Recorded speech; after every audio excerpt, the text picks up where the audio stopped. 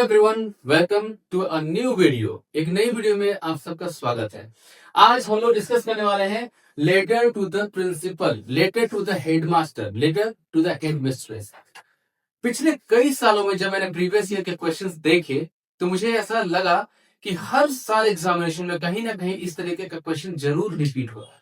तो ये वीडियो उन सभी स्टूडेंट्स के लिए बहुत ज्यादा यूजफुल होगी जो भी बोर्ड एग्जाम्स की तैयारी कर रहे हैं। तो चलो ज्यादा समय ना गवाते हुए शुरू करते हैं आज की इस वीडियो को।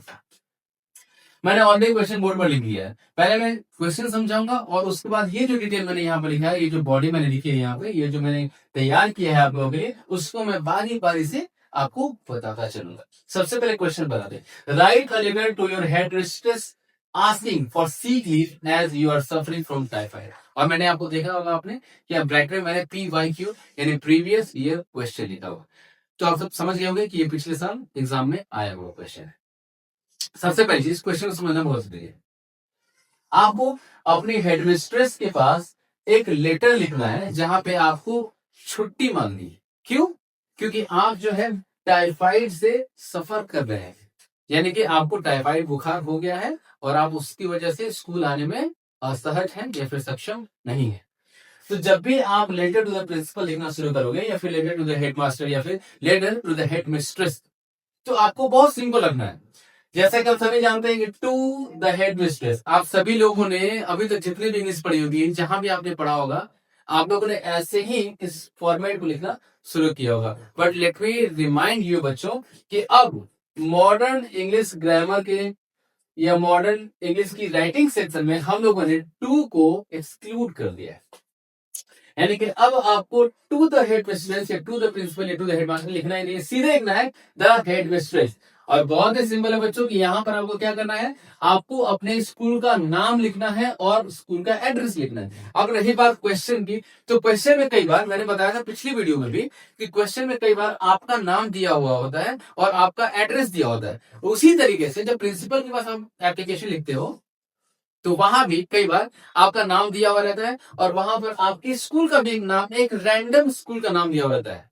आपके उस स्कूल का नाम नहीं दिया हुआ होगा जहां पर आप पढ़ते हो, इसीलिए आपको ध्यान देना है कि यहाँ पर किसी स्कूल का नाम नहीं दिया हुआ है।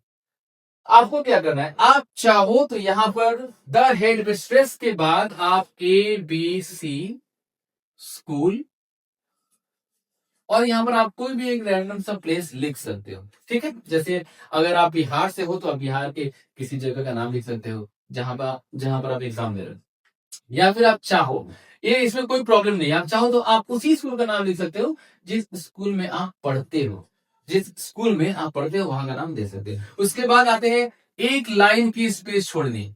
ये बात हमेशा ध्यान रखना कि एक लाइन की स्पेस जब आपने ये कंप्लीट कर लिया, अपने प्रिंसिपल को द प्रिंसिपल या द हेडमास्टर लिख के आपने स्कूल का नाम लिख दिया, स्कूल का एड्रेस लिख दिया, उसके बाद एक लाइन की स्पेस छोड़नी है। आपने डेट मेंशन करनी है। और डेट कहाँ मेंशन करेंगे बच्चों, जिस दिन आपका एग्जाम होगा उस दिन का डेट। जैसे आज है 19 तारीख, तो मैंने यहाँ लिख दिया 19/1/2026। मैंने यहाँ पर आज की डेट लिखी जिस दिन ये वीडियो में शूट कर रहा हूं। अब मैंने फिर से एक लाइन की स्पेस छोड़नी है। इस बात को सभी बच्चे गौर से देखेंगे, सुनेंगे कि एक लाइन की स्पेस जहां छोड़नी है वहां आपको छोड़नी है, वरना आपका ये जो मार्किंग का स्कीम होता है बोर्ड एग्जामिनेशन में खास करके, वहां पर आपके नंबर कट सकते हैं। तो यहाँ पे आपको स्पेस छोड़नी है, आपने लिखना है सब्जेक्ट।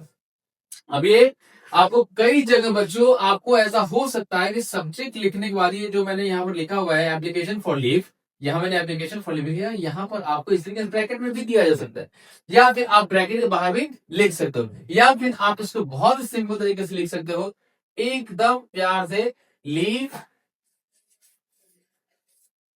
एप्लीकेशन, बस सिंपल। या फिर आप चाहो तो इसको लिख सकते हो सी लीव एप्लीकेशन। मतलब बहुत ही सिंपलीफाई तरीके से मैं आपको बता रहा हूं। अगर आप सिर्फ एप्लीकेशन फॉर लीव भी लिखोगे तो ये बहुत हद तक सही है, इसमें किसी प्रकार की कोई एरर नहीं है।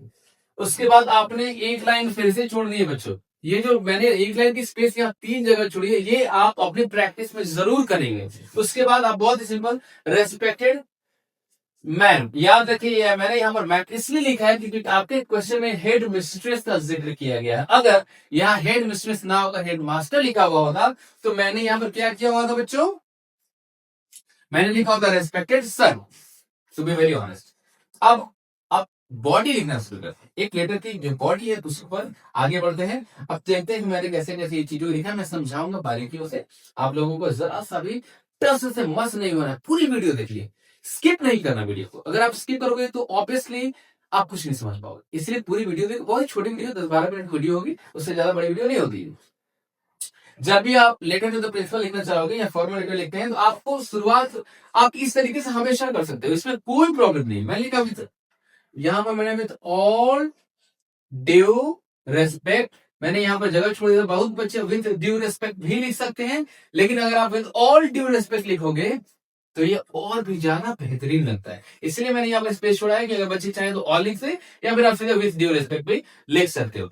मैंने लिखा I beg to state that, आपको प्रिंसिपल के पास जब भी एप्लीकेशन आएगा, चाहे वो टॉपिक कोई भी हो, मैटर कोई भी हो, आपको शुरुआत ऐसे ही करनी है बच्चों। With all due respect I beg to state that I am. अब यहां पर आपको अपना नाम लिखना है बच्चों, आपको अपना नाम लिखना है। आपके क्वेश्चन में अगर कोई ऐसा नाम मेंशन किया हुआ होगा कि जैसे यू आर, मान लो दिया गया राहुल, यू आर रश्मि, तो आपने वही नाम यहां पर लिखना है। और अगर क्वेश्चन में कोई भी नाम नहीं दिया होगा, किसी भी स्टूडेंट का नाम नहीं मेंशन किया गया होगा, तो आपने यहां पर अपना नाम लिख देना, कोई प्रॉब्लम नहीं।